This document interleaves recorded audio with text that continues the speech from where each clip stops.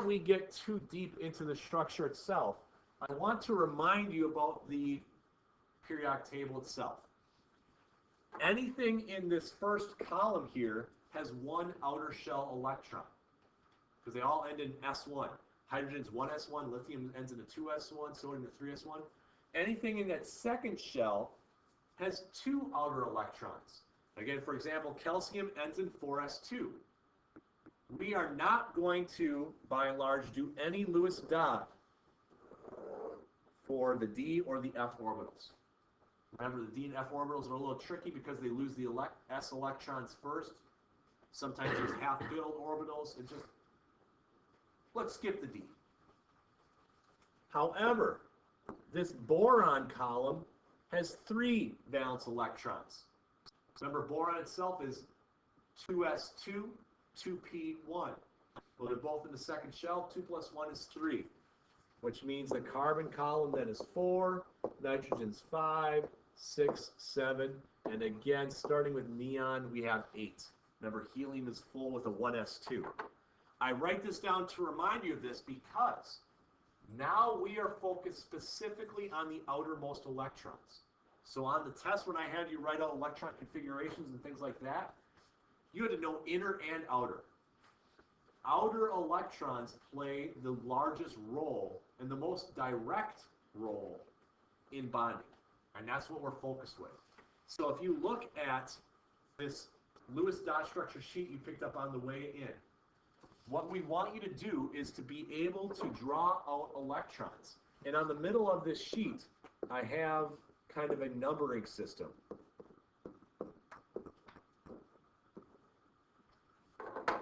And what I'm trying to show with that numbering system is, to start with today, we're going to draw the Lewis dot structure for individual atoms. And what you're going to see then is that an atom, again, to achieve stability, requires 8 outer shell electrons, the octet. Now, the first example on your sheet gives you beryllium.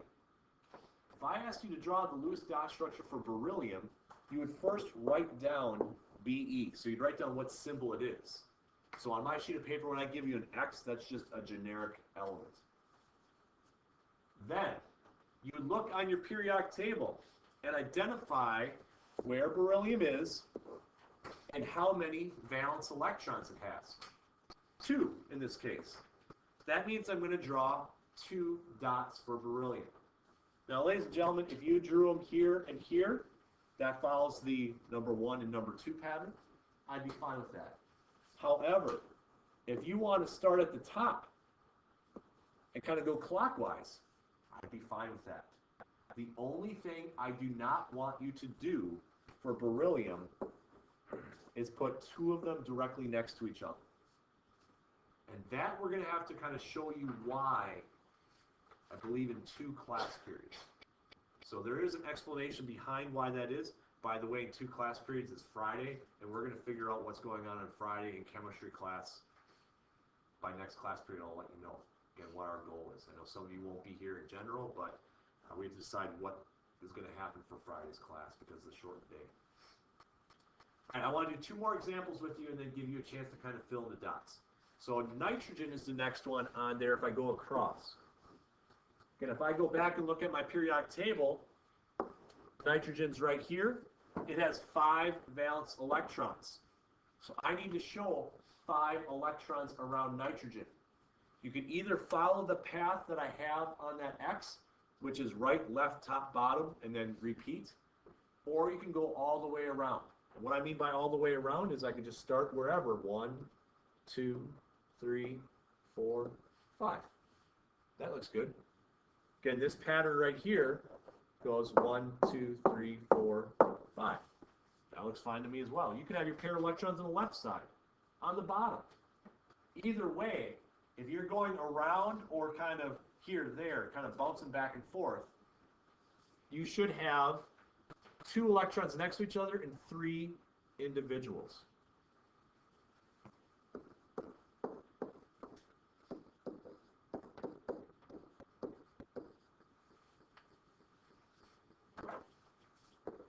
Two electrons next to each other. 3 individuals. And there's a reason for the methods that we're teaching. I don't care if you're left, right, top, bottom, or just going around in a circle. Either way works. Last one I want to go over with you is the sulfur problem at the bottom here. Again, hopefully, just by looking at your periodic table, you can recognize that sulfur would have 6 valence electrons. Again, if I go around in a circle for this one, 1, 2, 3, 4, 5, 6. Take a minute right now to fill in the other 6 problems on the bottom here. Again, you don't have to necessarily rewrite the symbol if you don't want to. You just draw the dots around the thing. But Lewis dot for an individual atom is needed for us to do the next step. So go ahead and take a minute to fill in your dots. Use your periodic table to figure out the valence electrons as well.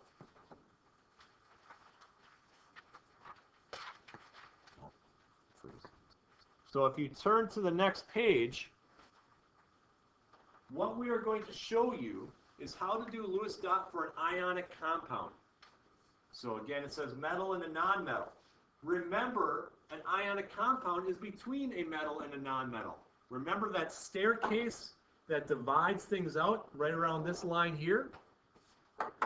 A metal is going to be the positive cation. A nonmetal is going to be the anion.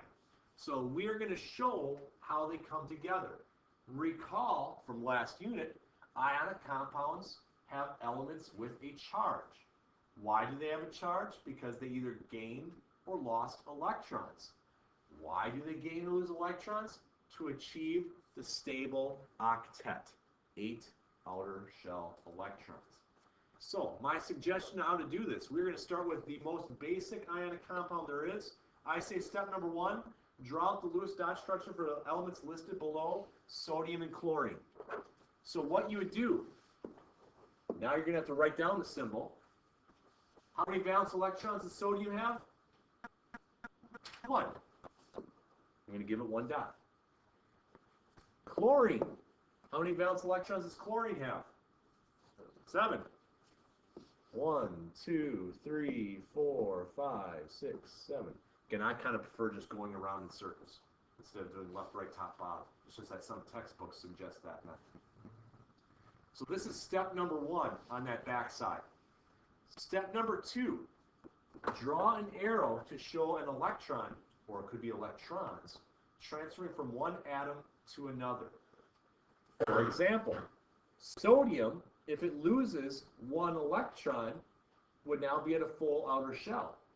Chlorine, if it gains 1 electron, there's a little space right here, it would have a full outer shell. So this is my step 2. So I'm showing a transfer of electrons.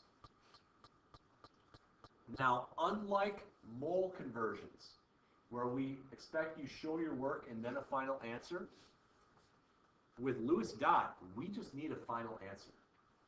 We show you a mechanism of how to figure it out, because during the course of this unit, we are going to continually get more and more difficult with our Lewis dot. And that's kind of the theme of chemistry. We start off with converting centimeters to meters, which you could do in your head.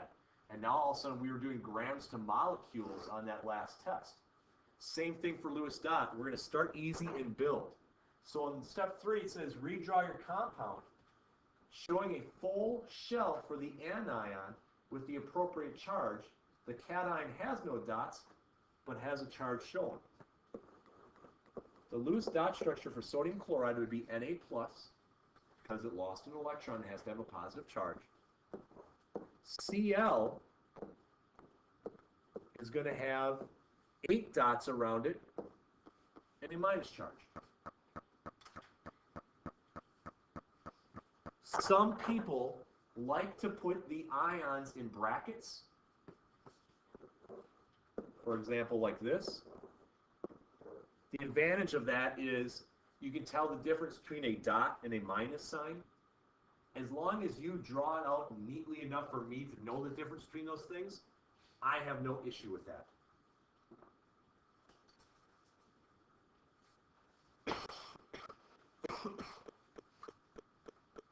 I want to go over one more problem on the bottom of this practice sheet as well with you.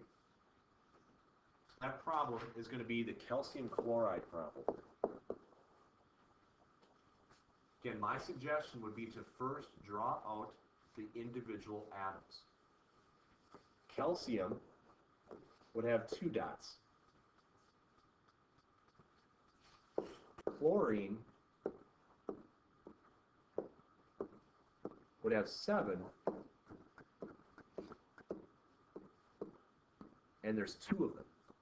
CaCl2.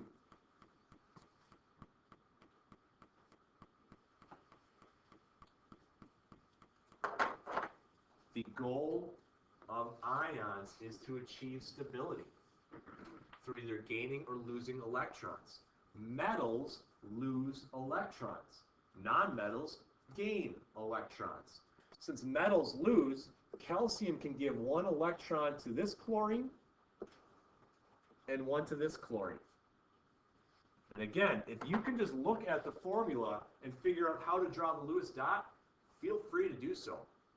However, I know we get more difficult, so that's why I'm showing you this mechanism right now. There are 2 ways we can draw this calcium chloride. One would be, first off, calcium is a +2 charge because it lost 2 electrons. And then I could draw 2 chlorides.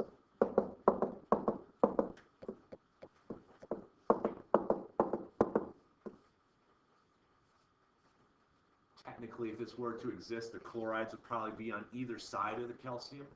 2 negative charges next to each other would repel and it would fall apart. It would be brittle. A lot of people, instead of drawing it like this in black, will do this instead.